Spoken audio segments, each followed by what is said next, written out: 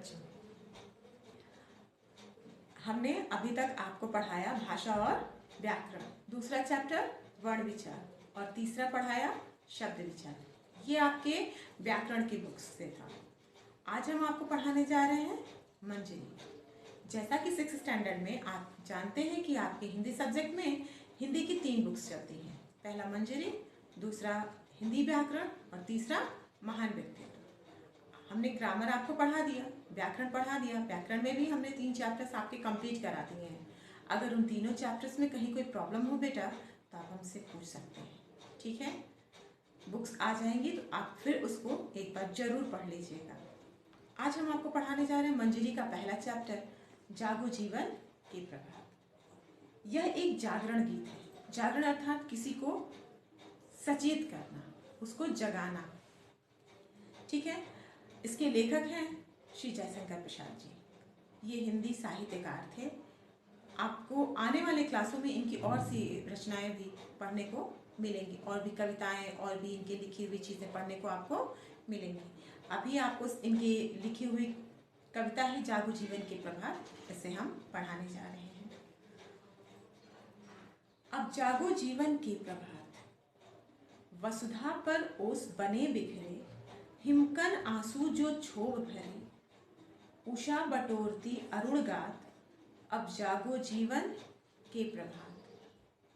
तम नैनों की ताराएं सब, मूद रही किरण दल में है अब, चल रहा सुखद यह मलयवात, अब जागो जीवन के प्रभात। रजनी की लाज समेटो तो, कलरव से उठकर भेंटो तो, अरुणाचल में चल रही बात, अब जागो जीवन के प्रभात। जागो जीवन के प्रभात, वसुधा पर ओस बने बिखरे, हिमकन आंसू जो क्षोभ भरे, उषा बटोरती अरुण गात, अब जागो जीवन के प्रभात। लेखक कह रहे हैं कि हे मनुष्य, अब तुम जग जाओ, अर्थात सक्रिय हो जाओ, क्रियाशील हो जाओ। वसुधा पर ओस बने बिखरे, वसुधा मतलब पृथ्वी, ये पर्यायवाची भी है। वसुधा पृथ्वी का पर्यायवाची वसुधा।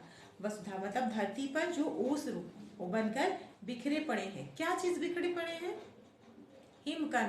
हिम मतलब होता है बर्फ, कण मतलब टुकड़े, बर्फ के टुकड़े मतलब ओस की बूंदे, पानी की वो बूंदे, आंसू जो हमें क्षोभ भरे, क्षोभ मतलब दुख, दुख से भरे हुए जो आंसू के कण हैं वो पृथ्वी पर अब गिरे हुए हैं। उषा बटोरती अरुण गात, अब जागो जीवन के प्रभात। उषा बटोरती अरुण गात, यहाँ बटोरती वर्ड आपको पता चल रहा है ना कि ये एक स्त्रीलिंग के रूप में प्रयोग किया गया, अर्थात यहाँ पर एक मनुष्य की कल्पना की गई, मानवीकरण किया गया है। उषा बटोरती अरुण गात, अरुण गात, उषा मतलब सुबह की पहली किरण, लाल शरीर वाली स्त्री, गात मतलब शरीर, लाल शरीर वाली स्त्री यह दुख के आंसू भरे जो कण थे इन्हें क्या कर रही है? इन्हें समेट रही है, अर्थात बटोर रही है। तम नैनों की ताराएं सब, तम मतलब होता है बेटा अंधकार, तम नैनों की ताराएं सब, मूद रही किरण दल में है अब। तम मतलब अंधकार, नयन मतलब नेत्र, अर्थात अंधकार रूपी नयन अब बंद हो रहे हैं। ये ताराएं अब मूद रही हैं। जब सुबह की पहली किरण निकलती है तो अंधकार धीरे धीरे समाप्त होने लगता है ना। चल रहा सुखद यह मलयवात, कैसी हवा चल रही है? सुखद, सुखद मतलब मन को अच्छी लगने वाली। मलयवात मतलब होता है सुगंधित शीतल वायु, सुगंधित शीतल वायु। कैसी हवा चल रही है? मन को सुख देने वाली शीतल हवा सुबह के समय बहने लगी है। अब जागो जीवन के प्रभात। लेखक कहता है हे मनुष्य, अब तुम उठ जाओ, दुख भरी रात अर्थात अंधकार बीत चुका है और सुबह हो गई है। रजनी की लाज समेटो तो, कलरव से उठकर भेंटो तो, अरुणाचल में चल रही बात, अब जागो जीवन के प्रभात। रजनी, रजनी का मतलब होता है रात्रि। कह रहा है रजनी की लाज समेटो तो, मतलब जब सूरज की पहली किरण निकलती है ना, अर्ली मॉर्निंग 4 बजे उठिए तो देखिए हल्का हल्का उजाला होने लगता है। रजनी की लाज अर्थात रात्रि अपनी लाज समेट कर जा रही है, अब तुम उठो। कलरव, कलरव मतलब होता है पक्षियों का चहचहाना, कलरव से उठकर भेंटो तो। अगर आप देर से सो के उठते हैं तो आपको पक्षियों की चहचहाहट उतनी क्लियर सुनाई नहीं देती जितनी सुबह सुबह सुनाई देती है। कह रहे हैं कि उठो और इन पक्षियों की चहचहाहट को सुनो। अरुणांचल, अरुणांचल मतलब हुआ पूर्व दिशा। अरुण का अंचल, अंचल मतलब होता है गोद भी होता है और आंचल भी होता है। अरुणांचल मतलब पूर्व दिशा की गोद से कौन निकल रहा है? सूर्य उदित हो रहा है, अर्थात सूर्य निकल रहा है। अरुणांचल में चल रही बात, अरुणांचल में कैसी बात चल रही है? अरुणांचल में सूर्य के उदय होने की बात चल रही है, अर्थात सूर्य वहां से उदय हो रहा है।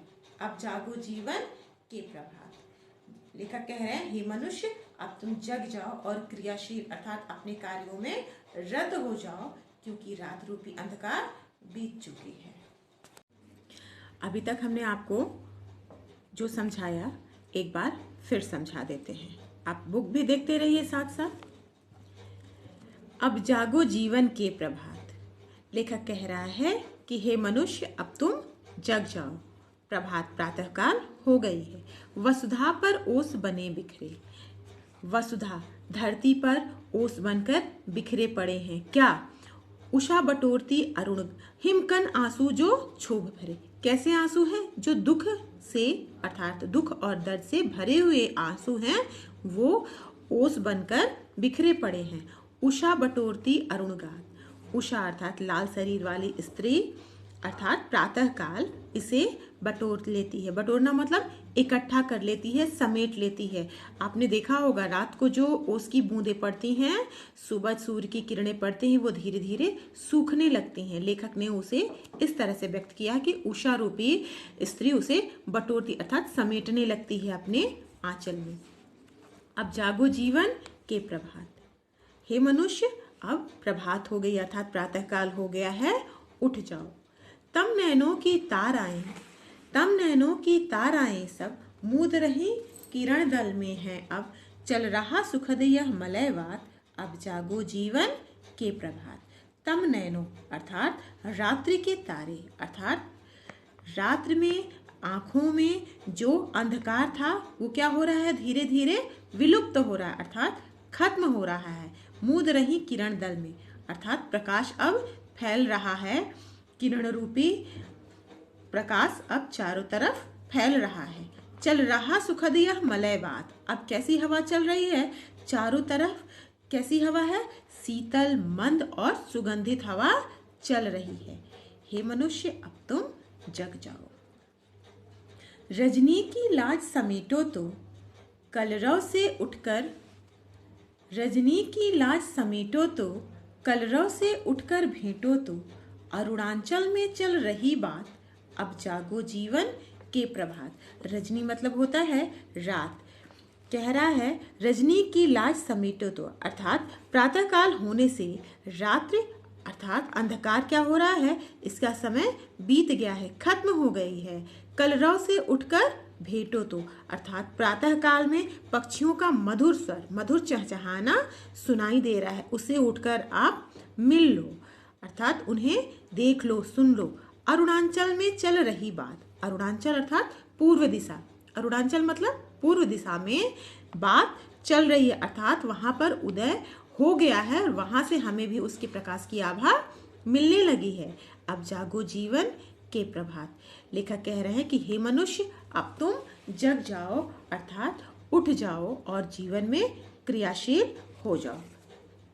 कोई प्रॉब्लम है बेटा?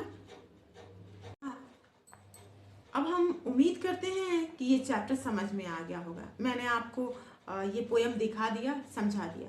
अगर इसके बाद भी इस पोयम में कोई प्रॉब्लम रह जाती है बेटा तो आप हमसे पूछ सकते हैं, ठीक है। इसका वर्ड मीनिंग हम आपको भेज देंगे, आप इसे नोट कर लीजिएगा फेयर कॉपी में, ठीक है।